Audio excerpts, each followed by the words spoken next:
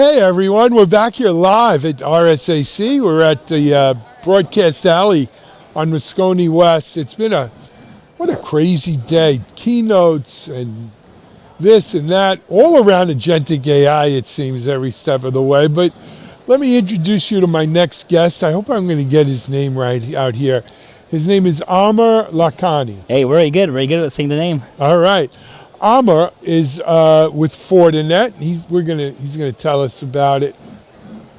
Actually, Aamir, you're the global director of threat intelligence and adversarial AI research at Fortinet. But that's not what you were born. Give us an idea how you got to this place. Man, that's a handful in the title itself. Yes, it is.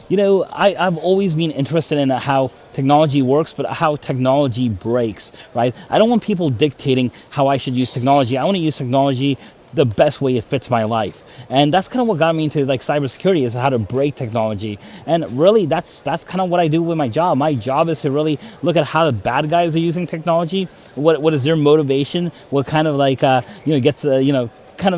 gets them going, right? And I create machine learning models to protect against those attacks, especially baselining those attacks.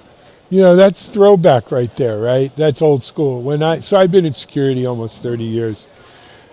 Back in the day, they didn't have, we didn't call it cyber anyway, we called it InfoSec. B, we didn't have schools that taught cybersecurity or information security.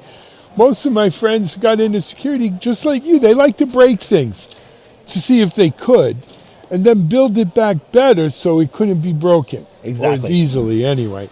And that was, that was the original hackers. That was the original InfoSec people, as we called. Hey, I was back in the day. I was on the BBS systems as well. Absolutely, right? We were all on BBS and using those things. There wasn't no web, but it was fun times. And that's why so many security people used to be into like lock picking and that kind of stuff. It was about the tinkering, the breaking, the putting it back better.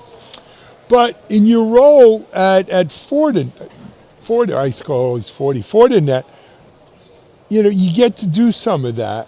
But it let's face it, it's more, this is a big company.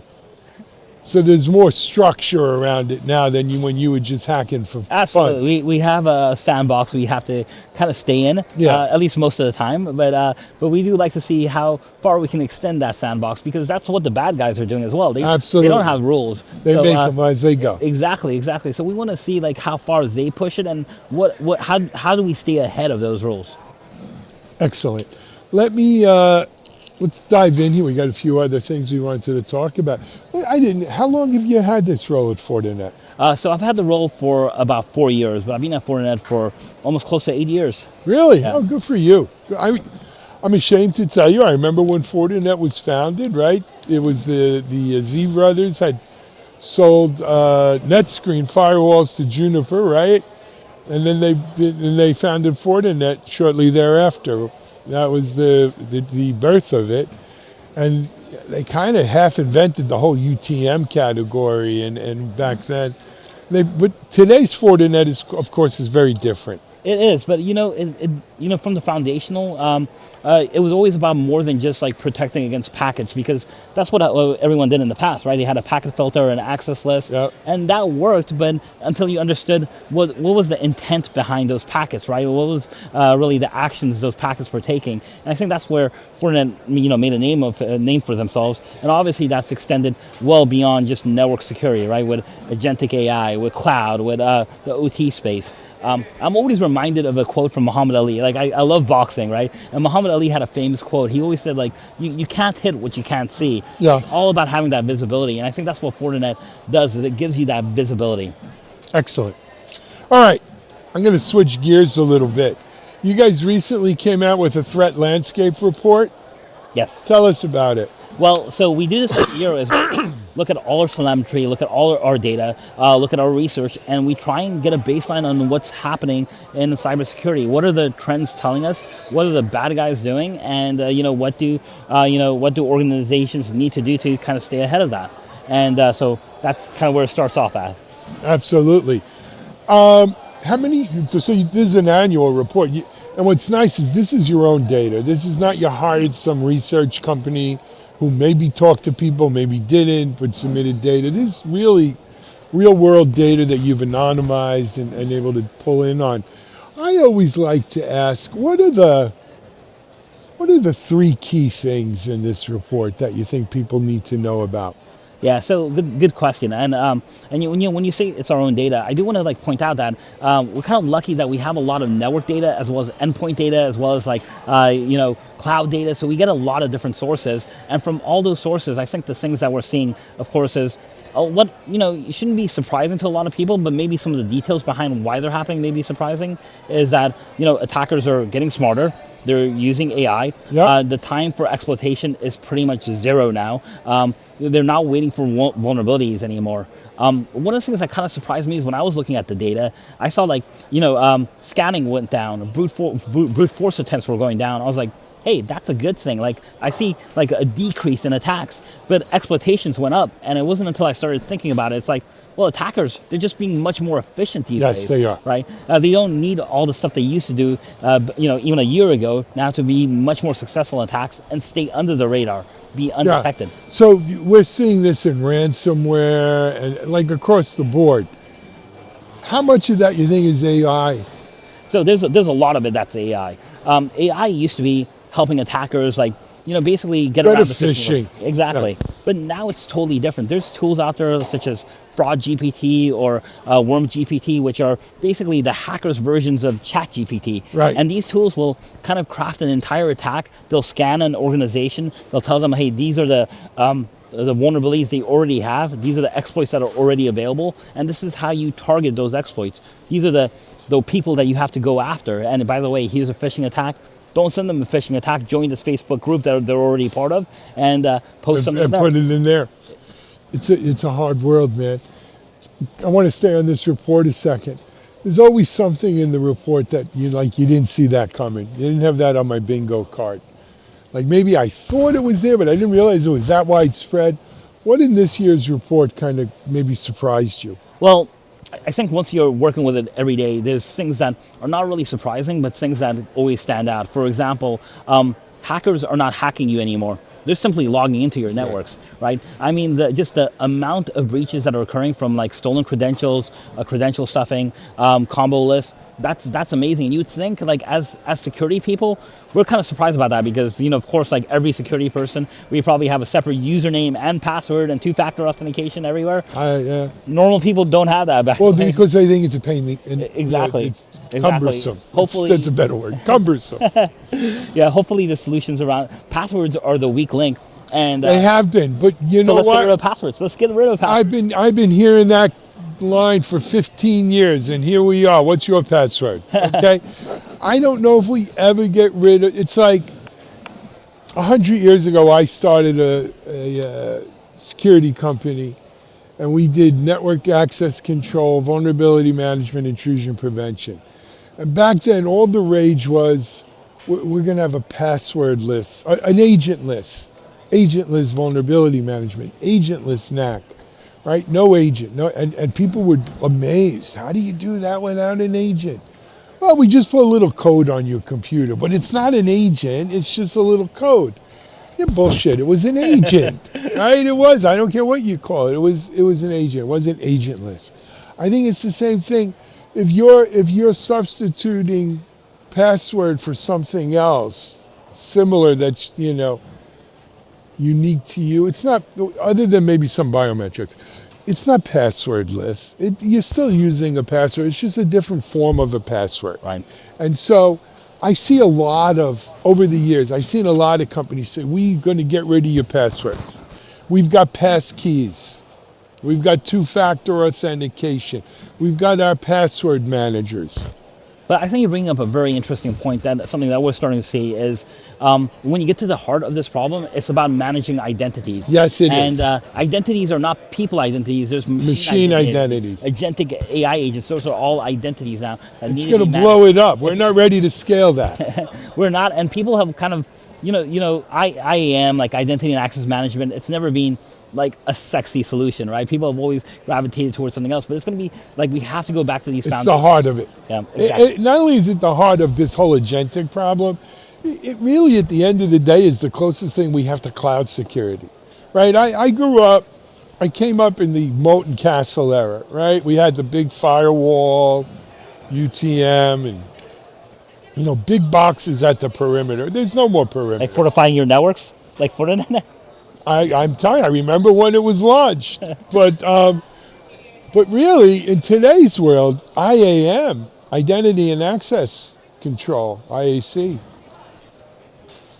is where the action is, right? Look, in the last month, we've seen AppSec get spun on its head with all of this new AI-based scanning. I don't know if it's ever going to be the same. I think AppSec is fundamentally changed from finding bugs to fixing bugs. Attackers are not doing that. So they used to, what happened is a vulnerability came out, attackers used to scan like the internet. And, every security guy you ever talked to, they always said the best thing you could ever do for security was patch. Right. Anyone that ever said that never had to patch systems in a large scale, right? But today attackers don't care. They're continuously scanning. They're indexing targets. As soon as a vulnerability is released, and now they're using AI to write those exploits. And so it's like zero time to exploit. AI is scanning it. Yeah.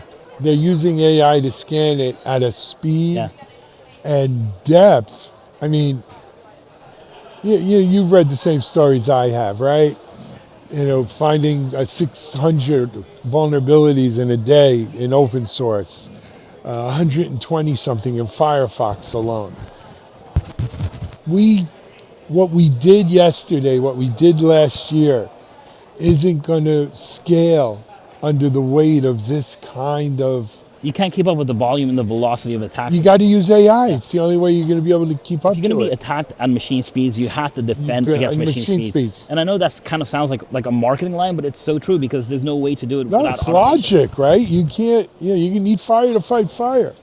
Hey, let's pivot a little bit. Let's talk about RSA. What's Fortinet's story at RSA this year? Well, Fortinet story, this year we're looking at our, agentic AI solutions, or 40 SASE solutions, or 40 AI SOC. So we have a lot of different things. So if you're at RSA, come by the Fortinet booth. We have a lot of demos. But I think what we're really trying to show you is, now we have the tools to combat the speed of attacks. It's like the first time in my career, at least in a very long time, that I actually feel like there's more hope than we've ever had before, because it's always like a cat and mouse game, or hey, we're behind the curve. But AI is kind of changing a little bit of that. At least right now it is. I don't know how long this window is going to be, but because of the investment AI takes right now, the good guys have a little bit of an advantage that the bad guys don't, and that we can maybe utilize. But of course, we know that's going to change, right? So we might as well try and I think on any, like they say in football, right? On any given Sunday. Yes. On any Great given movie, by the way. Yes, it was. But on any given Sunday, someone asked me the other day, do you think that what the use of agents we're doing is safe? I wrote back very honest. I said, who the hell knows? I said, look, you do the best you can. You'd start with a zero trust kind of, posture. You isolate it, you limit it. But at the end of the day, we're in uncharted waters here. We don't know. You have to have zero trust for your agents, and you also have to look at how you're using LLMs and AI in your own environment as well, because there's a lot of attacks that I think we talk about, but unless people start seeing them or experiencing them, they don't really understand what does data poisoning really do long term, right? What does model theft really mean to an organization? What is look, we're going to find this. So here's the thing. Over the next 6 months to 2 years, we're going to find all of these things out in spades. Because we're going to learn it the hard way, because that's the only way we've ever learned it, unfortunately. People like you, we know it's coming. But you're not going to convince, mainstream USA to do what we need to do until, unfortunately, we hear some, bad stories. Yeah, I mean, the thing is, some of the tools for mitigating those risks are right there. there. They're here. We're demoing them at the Fortinet booth, like right now. I learned this lesson in security. You know what?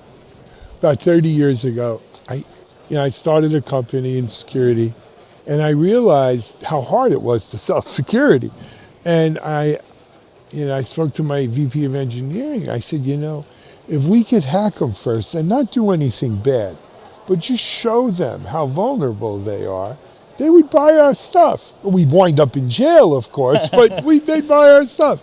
And nothing's changed. Nothing's changed. It seems to get religion about security, you got to suffer some sort of calamity or some sort of incident.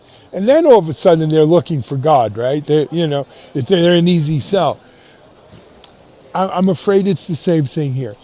Yeah, I hope we can kind of start changing the hearts and People minds. get smarter, yeah. A couple of years ago, it's funny. My mom always used to ask me like, "What do you do?" She's like, "You must be a programmer because you're in computers." And I was like, "No, Mom, I'm not a programmer." And she's like, "Well, you're Indian, you're Pakistani, so you're either a programmer or a doctor. So pick one." Yeah, right? That's how that goes. Yeah, there's no other choice. It was lawyers or exactly. it was for us. Or lawyers, right? Yeah. But now she's getting like, hey, cybersecurity is a thing. Like I understand. It went the scams out mainstream. there. Yep. We'll see. We could hope. Yes. We could hope. Hey, man. Hey, if my mom's discovering it, I think there's a hope. You know what? My wife's family still doesn't understand what I do for a living, but it's okay. Anyway, best of luck to you and the guys at 40 and folks at 40. We're going to take a break. We're here live at RSAC on Broadcast Alley. We'll be back. Hey, thank you.